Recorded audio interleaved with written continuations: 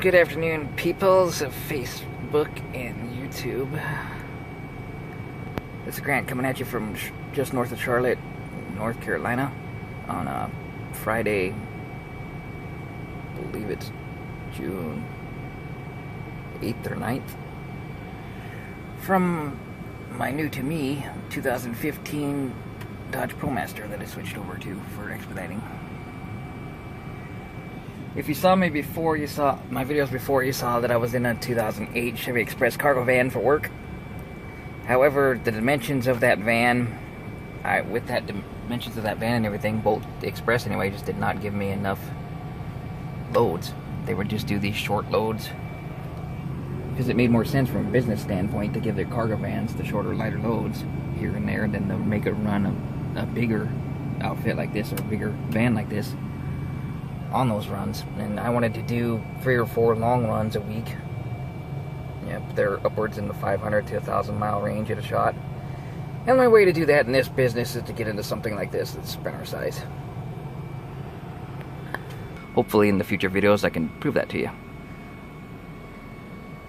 There's a few things about this van that I do like and a few things that I don't like. I thought I'd take the time to point out what I do and don't like about it, just for future reference. If you all get thinking about getting into expediting, if you want to make this your choice of a vehicle to drive, or you want to go into a cargo van or what, just I don't know, point a few things out.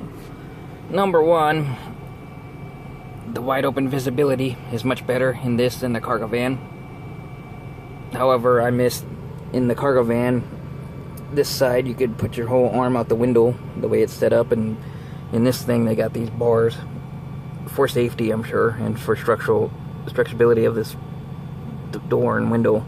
They've got this old, I mean, they've had this kind of thing since 1979, 1980s, and I had an old Chevy 79 Chevy pickup that I went to high school in that had this. At least it had a window that you could open up and vent from that side, which kind of half made sense. But having this lowers your visibility on this side. I always have to lean up all the time to check my blind spot mirror and my other mirror as you're trying to get over to the next lane on your driver's side. That's a little bit annoying feature that they could have done without in one of these things. These storage cubbies are really, really nice to have. I have this overhead storage cubby and the one behind here full of my crap, and between the two, pretty much all my stuff's in there now and not in the tubs in the back, which I'll show you in a minute. Eventually I'm probably going to end up donating or throwing out those tubs, I would guess, to save space. They're nice to have, except for the rough roads that you go on. Little things like pens or flashlights or whatever, spray bottles, whatever you put up here that's just little and doesn't have much weight, come raining down half the time, which is very annoying. They should have brought up either a steeper shelf or had like a way to close this up, which would make a lot more sense. But they didn't. It was kind of a misfall of design and engineers there that don't actually work in these things, they just design them. The biggest thing is the power option. There's only one DC cigarette lighter hookup, and then this one is a USB, but it's a 2 amp USB. If you have an older style phone, like my work phone, you can possibly charge your phone on that, but anything since 2010 has been a smartphone that we've had, has been smartphones that have to charge on 5 amp or faster, you know, on your super fast charger versions, and then they've come out with the wireless charger type of thing for smartphones, etc. But the designers of a 2015 Dodge Promaster didn't take that into account when they put a stupid little 2 amp charger in their port. It's a USB port for phones and tablets and GPS and etc. But in a work van like this, they left it 2 amp, which is stupid. 2 amp will run GPSs and everything and charge those batteries like nothing because they don't use much. But a smartphone like an S7 or an S8 or even an Apple iPhone are not going to charge very fast on a 2 amp system. They should have had 5 amps. Why they overlooked that, who knows. But they did. Those pockets, same thing as the overhead. If you put something light in there, that'll bounce right back out on the rough roads. They didn't take rough roads into account when they designed those pockets. It should be steeper or a way to close them up. Totally stupid how they left it open like that and stuff just falls out. The only thing I can keep the fit that will actually stay in there is pretty much my phone, because it's heavy enough, and then it has a Velcro strip on the back that it's not Velcroed in, but the fur of the Velcro, whatever, kind of keeps it from jumping out.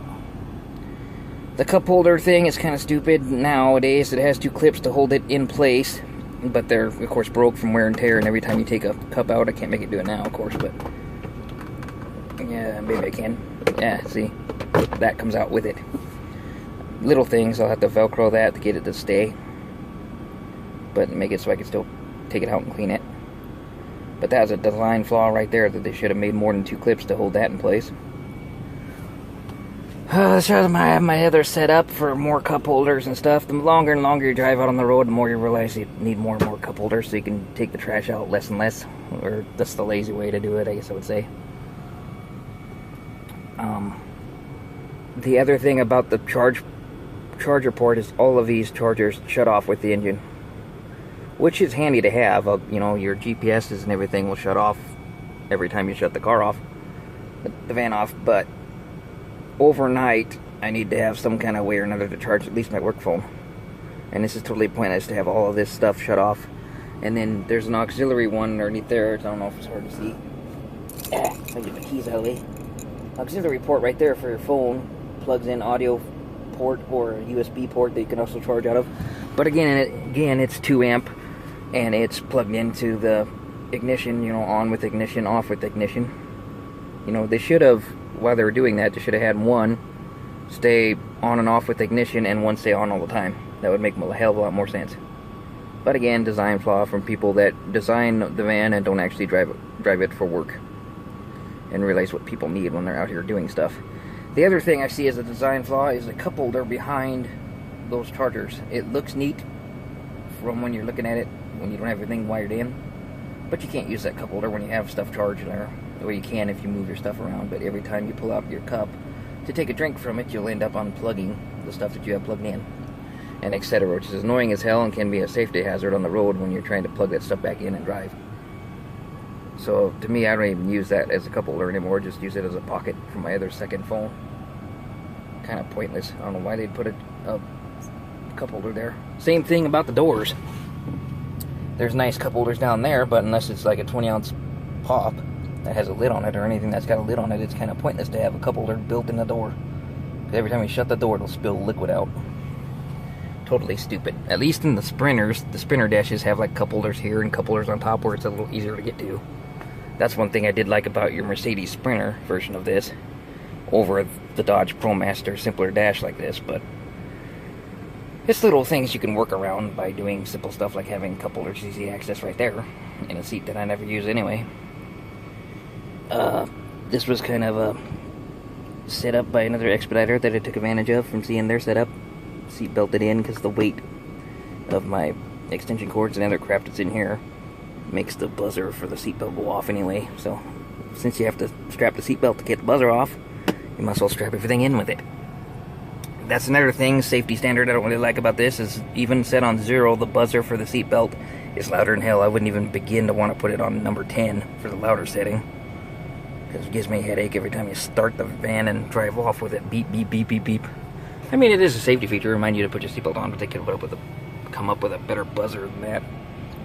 One thing about expediting and shower credits, at least in my cargo van, half a tank, I never had to worry. You just get slightly below half a tank and you could get half a shower credit. Because half a tank was $30, full tank was $60. And right down the road you went, right when you got to half point. Well, with one of these, because they're a little more efficient in fuel, you have to get 3/4 of a tank. So only about 1/4 of a tank left. And as we all know, they try to keep pilots and flying J's and stuff like that within 60 miles-ish, an hour of each other, but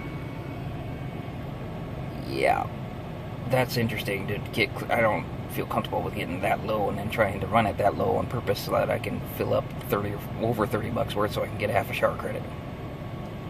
That whole thing, not really technically speaking a design flaw so much as just pilot's version of half shower credit system, and then how fuel efficient these things are.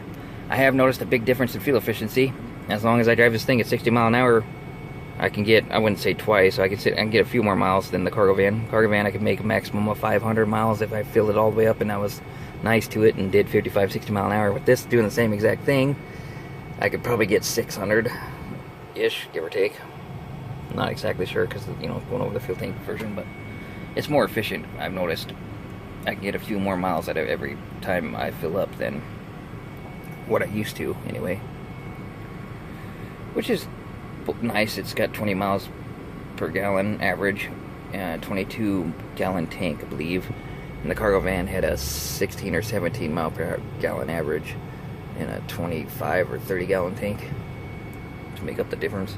But of course, you're jumping from 2008 to 2015, so a lot can happen in 7 or 8 years. I do like the Bluetooth, being able to Bluetooth my audio to watch TV on my phones at night and use surround sound in the van. And like I say, I have to do that anyway because I'm running an, as you can see up there, a small 100 watt inverter to kind of convert 2 amp DC power to AC power back to 5 amp DC to get my smartphone to charge faster, because I have to have something working overnight. And that's kind of pathetic the way they set that up. To get around that, I'll have to show you in a second on what I'm going to end up having to do, but haven't done it yet. But I just found out with all my phones just dying. I mean, I have 2 S7s, that work phone, that little flip phone, my touchpad, and this other stuff to charge, all off of this little thing. And then 2 amps to charge it all with. It's just not going to work. The reason why is because there's a teeny tiny little battery in there. It's about half the size of a normal van that this thing runs off of efficiency wise, and I'm hoping that my new setup of hooking into the inverter in the back, direct line before the inverter, is gonna work better for a DC powered thing, and then use these up front for the GPS and stuff that I don't use all the time, and hook up another setup in the back, which I'll show you. But a lot of things to decide on when you're getting in expediting. A few things I didn't know when I started that I'm hoping that I can help you out in the future, new expediters that are getting into it. This phone doesn't really show it. I can fully stand up in here, which makes a big difference. Just little things when you're strapping down a load like that. You don't have to bend down all the time the entire time you're in a cargo van. And then this van gives you more dimensions, which when I pull into a parking lot, I'm going to have, the ability to pack 3 skids and plenty of space to do it in, and all sorts of odds and ends loads in this kind of van. Versus in a cargo van, you're limited to the 2 skids and what you can fit by dimension. Which doesn't sound like it'd be a big deal, but a lot of times the dispatchers, looking at the computer, looking at the numbers for dimensions and what stuff will fit, they have no idea how the real life expediters, are out here doing this on a day-to-day basis, and they just go by what they can see. And so they'll give you more chances, more opportunities, more offers for loads and something bigger like this, because they don't have to worry about the little things as they're trying to bid on loads and etc. Underneath there is my coat is strapped to a TV that they had from when my new fleet owner was using to drive this truck when he first started. There's I think it's a 1,000 or 1,500 watt inverter down underneath there. I'm planning on basically ciphering into that direct line from the battery, because that's directly hooked to the battery all the time. You can run that inverter whether the van's on or not, but you shouldn't. But anyway, I'm going to run DC hookup for my phones off of that line so that I can keep it running all night long the way the van should have been built to begin with, and I can charge my phone at night using that setup eventually. But he's got runs from this is to run this power hungry TV, AC built on TV, because he didn't care at the time because he had a PlayStation and other stuff that are power hungry anyway, so he just hooked up an inverter and then ran the van all the time, because he ran into the same problem that I'm running into with your phone, not being able to charge in front. So he came up with the system of just hooking it all up to house power pretty much, which makes sense, but it's not that efficient. And really, I'd like to have something that I can leave my phone plugged in on overnight and not have a problem. I'm not going to idle the van to keep the inverter running to run everything else. It's just stupid, when there's a much simpler, more efficient way to do it. So there's little things about this van that aren't the greatest. Hook straps for one thing. Instead of going from Easy Track that I had in the van, Easy Track kept everything nice and tight. versus the hook straps where you just can only hook in where the hooks are at. That I don't feel as comfortable with hauling heavier stuff down the road, but we'll have to see.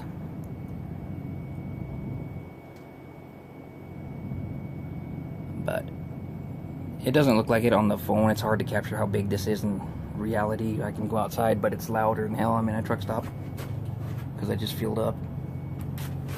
Little design flaws like this light, touch on, touch off, like that. Sounds all good and dandy, but again, you drive down the road, it's got rough potholes like Detroit, and your lights pop back on. Which is annoying. Not a big deal, but it's annoying. Overhead, where I got my other stuff stored.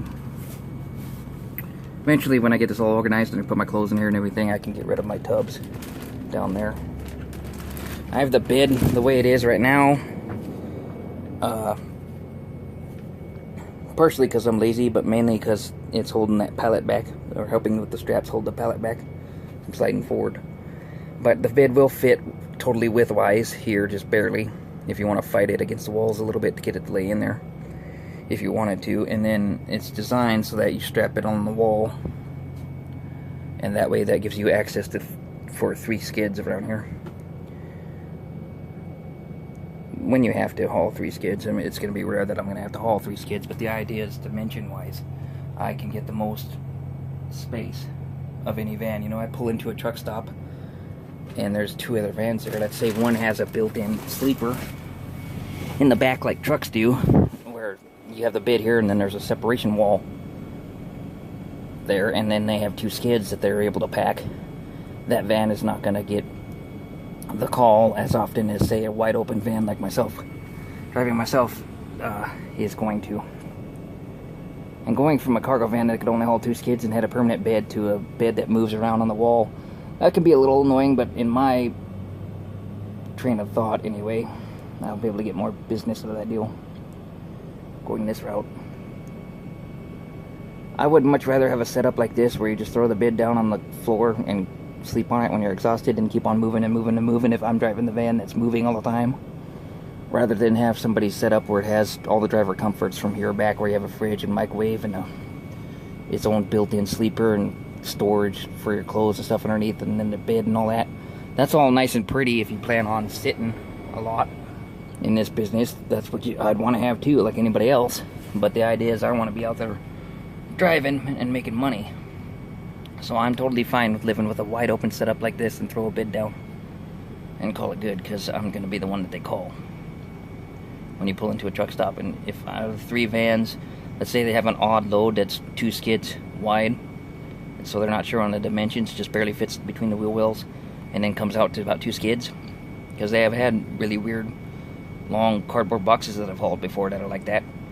If they're not sure on the dimensions, they're going to call the van that they don't have to worry about the dimensions on for hauling skids, versus, you know, somebody else that they would have smaller dimensions that it might have fit, it might not have fit, but they don't have to worry about it if I'm in the area and happen to have the bigger van that they can just shove it in and not have to care. The dispatcher's going to call me over the next guy. That's the general idea. It's not going to help me a whole hell of a lot, but it is going to make that 10% difference, you know, in a week. You know, if I ran 4 days and I'm short a day and I'm sitting someplace, there's a decent chance I'm going to sit there, like say on a Friday, decent chance I might sit there till Monday. But then if a load comes in that's bigger than what everybody else can haul, here I'm moving again and they're not. That kind of a thing. Anything you can do to lessen the competition, anything you can do to make yourself look more valuable to the dispatchers and customers, etc., the better off you're going to be in this business. And so I highly recommend, if you're a new expediter, to go with something big like this, Promaster or Sprinter, and leave it wide open. And go ahead and deal with the throwing the bed down on the floor. There's a cot over there that you can use that he provided me with, so you know, when you're downtime and you have all the space or whatever, you can have an actual regular bed where you just sit down on the bed and whatever. But I prefer just to throw it on the floor and go. Hell of a lot easier than messing with the cot every time and folding it back up. And then the thing I found out about the cot using it the other night is every time you wiggle, you know, you move around a little bit, there's a possibility of losing one leg or another, because it doesn't snap. The legs on the end don't snap in place like they should. That's kind of design flaw on the cot's point. And then those bright yellow snap-on straps, I had the new fleet owner buy me because I said these Walmart straps, there's no way I'm going to feel comfortable at all hauling 2,000 pounds in those itty-bitty little tiny Walmart straps. I don't think so. Going from that cargo van that had really thick straps and a broke one strap on a 2,000 pound load, I know for a fact those little orange ones are not going to work for something like that. Little 500 pound pallet, yeah. Or 500 pounds or less, then yeah, no big deal, those straps will hold it fine. But when you get heavier, like this thing can haul up to, I think it was 3,400 pounds or something they have me rated at. I forget, I have to check with them again. But I'm going to want to strap all that stuff down and have some better system than that. If I had my own van, there's certain different things I'd do. If I was going to stay in this business for the long term and I knew I was going to buy my own van and do all that, which right now at this current time, the industry itself is just not moving enough to keep me busy enough to make me think that it'd be worth buying my own van and going into it. But if I did, I would change a few things about my van setup if it was my actual own van. The driver's seat, again, another safety standard I believe that they did is it's not very comfortable. It's not painful, but it's kind of uncomfortable. You have to keep changing positions every now and then, every hour or two as you're out here driving for long periods of time. And I think they did that on purpose to keep the driver awake as they're driving those long hauls and etc., so they don't have the chance of crashing and burning and dying, obviously. But I would take the time in my own van and replace this seat with an RV, cushy RV seat, because it's well worth it and fight the fatigue myself rather than have to shift around, and because I have a little bit of back pain from shifting around on this seat. They didn't really design these seats all the greatest in one of these things. They're designed more like truck seats, but they don't even have the air ride system truck seats have. That's another thing it'd be nice to have, is an air ride system underneath, so when the van moves you don't. And it might be worth my time and effort to find something to put in if I had my own van. And then I'd also put a swivel underneath the driver's seat so that the seat can swivel that way. I would put my TV over there on the connecting wall between the doors on a swivel arm so it'll swivel out, and you can use it outside if you're camping someplace when you're not hauling freight. And then you can swivel it to any view in the van from that side. I would take this passenger seat out completely and put a fridge and a microwave and my clothes and whatever else that I need to put in here up to about the window length. The idea being that between these two storage overheads and then this space, that's all where my personal stuff would go. And the only thing that would go from this point on back, besides my bed, would be like work straps and stuff like that, because then I don't take up any more space in the cargo area than I have to. And the other thing I would do as a setup is right where this TV and my coat and everything are hanging, I would have a flip-up bed. Flips up custom foam mattress that's shorter than the current mattress that's there. And then you can flip it up against the wall. Easy peasy every day. That way you can just flip it down and go to sleep, instead of having to deal with taking the mattress off the wall and unstrapping it and putting it down, etc. It would make my life a little bit easier. And then you could take the mattress out and, sleep on top of the pallets if it was 3 skids or something and you needed to use the only available space up top to sleep in. It would make more sense than the current setup, but this is a current easy slap it all together, kind of go for it, expediting setup, and I kind of like it. But there's little things that I would do that would make things a little easier in my life if it was more permanent. And like I say, the van was my own van. But driving for somebody, this is going to work fine. That's the other thing I wanted to hint at, is if you're going to come out here and drive for a fleet owner, I would highly recommend getting into a Promaster or a Sprinter. Don't waste your time with a cargo van. You just can't make the kind of money. I mean, if you have attachments like a wife and kids and everything, and you want to stay a certain miles, you only want to go like, 600 miles in any which direction from home, and run these small little runs back and forth, then yeah, get in the cargo van, because that's exactly the kind of runs you're going to get, these small little runs, more routinely than you're going to get a 500 mile run or a 700 mile run in one of those things. They just, in the 4 months that I drove a cargo van, I was lucky to get a 600, 700 mile run once a month. I think I did it 3 times. And already this first week I've done 1,000, or in the middle of a 1,000 mile run right now. I got 500 of it down. Gonna go 500 miles more south to Florida by Saturday.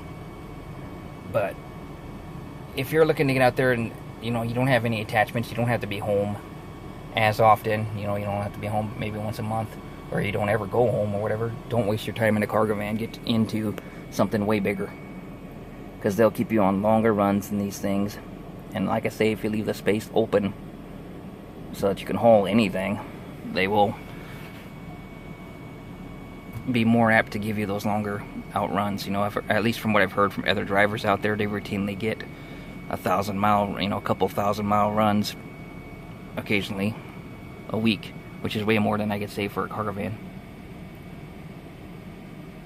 So that's the little things that I've learned in the 4 months that I've been out here. And so far, you know, it's only been a week, so I can't really say too much as to whether this is going to be like this every single week or something. But from what I hear from other drivers, it's going to be a decent enough paycheck every week to live on this time around.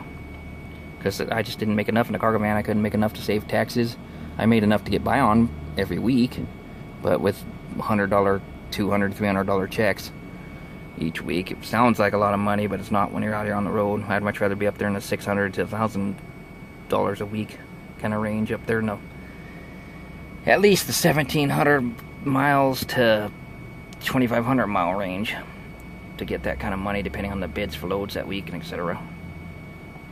So hopefully I didn't jump all over the place on this video too much, but there's little things that I would change. For a work van, I'd much rather be in a Promaster van than a Sprinter, because I've heard the Sprinters routinely break down expensive, long time frames to fix whatever that breaks down, and then those Ford Transits have those disc problems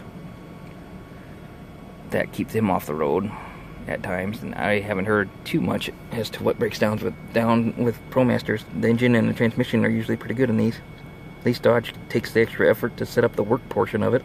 Not so much the driver comfort portion of it, but I would much rather have a dependable van that doesn't have as much driver comfort than a driver comfort van that doesn't stay on the road very often, because it's always in the shop. At least that's the knock on wood, you know, knock on my wooden nickel theory I'm going by anyway. You know, Duncan on the channel Expedite Travels had it right when he said, go with a box truck.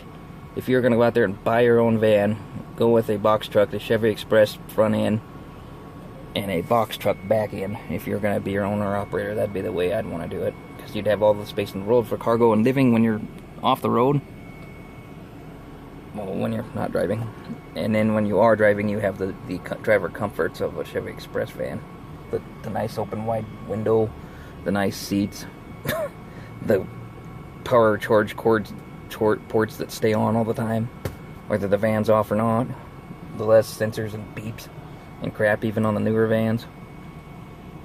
There's a bunch of things that I would much rather do. I don't know if I'd actually do it. If I was going to own or operator and live in it, I would probably choose to go with an Chevy Express van that's a box truck over something like this. Just has too many things that could break down in something like this.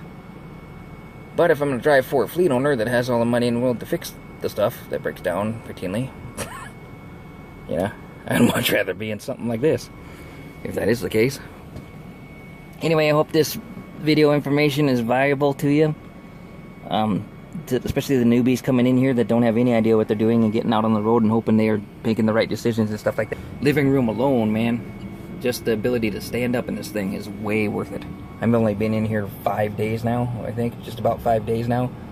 Already loving it a lot better than I did in that cargo van where you had to stoop over and literally just go from the driver's seat to kind of laying down on the bed, and that's it. That's about all you can do on your off time and your downtime, because you just couldn't use the rest of the space as much as I can in this thing. I can walk around, I can exercise in this thing, and do whatever the hell I want, which is really, really nice. And then, like, one more point I wanted to touch on that I realized just down driving is, in this 2015 Promaster, it feels more like a truck, like your average Freightliner or Volvo. As you can see, there's a mid-range, like, mini SUV in front of me, and I can see above it for your sights.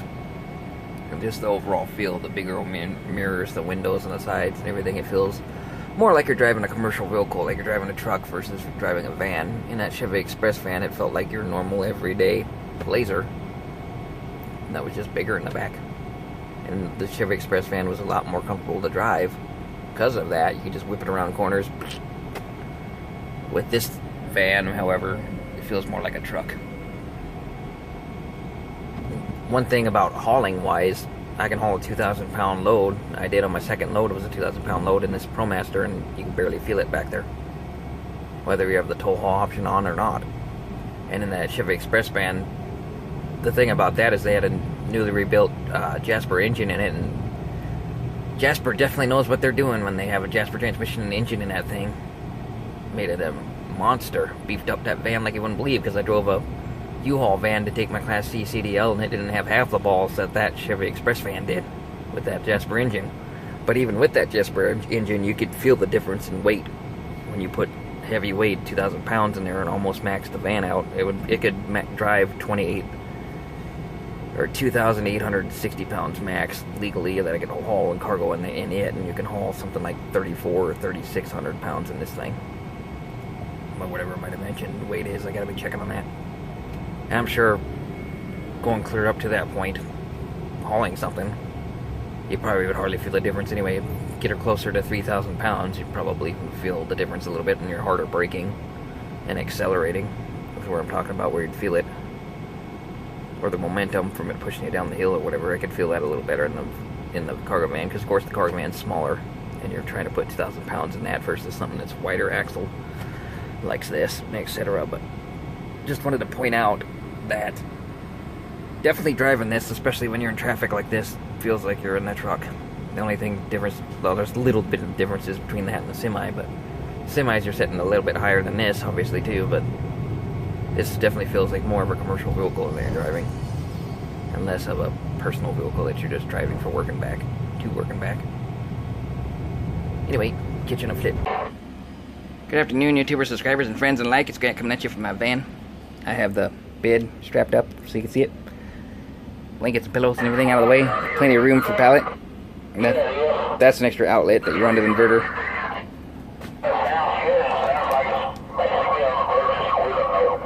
Oh, my strap's nice and neat.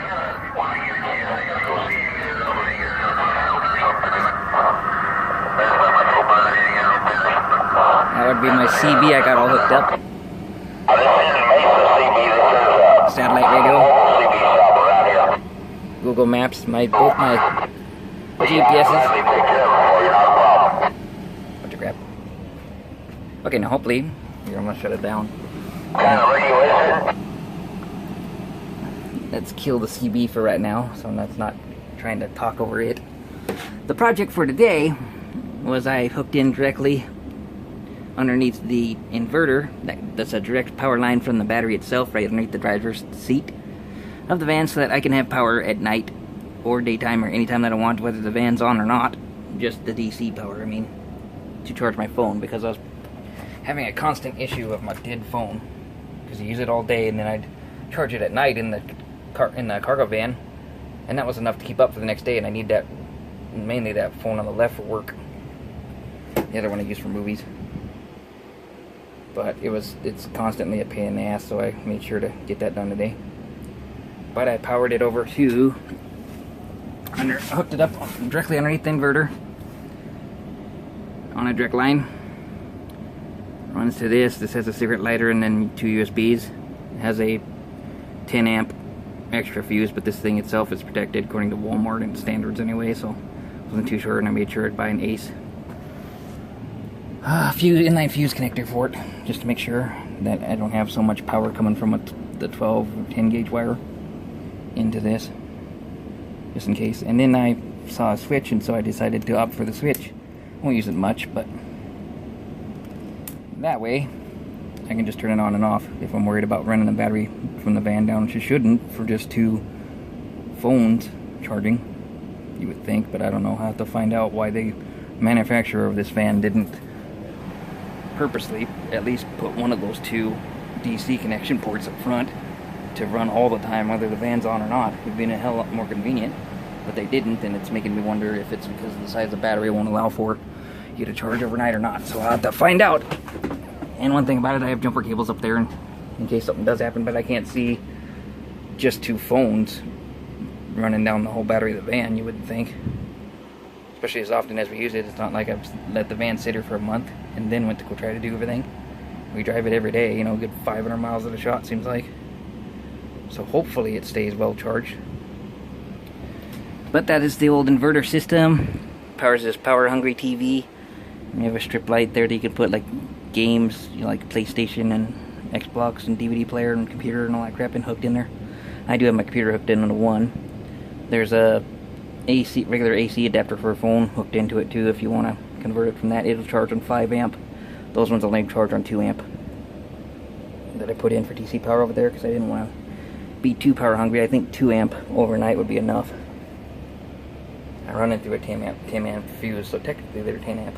I have to find out what happens if it blows my phone up or what happens. It's not a professional job by any means. It's just a real quick slap on there, but I'm pretty proud of myself. I'm going to have to get screws and screw that into the plywood and make it more permanent, but for right now it's all Velcroed in. And hopefully that'll work for now.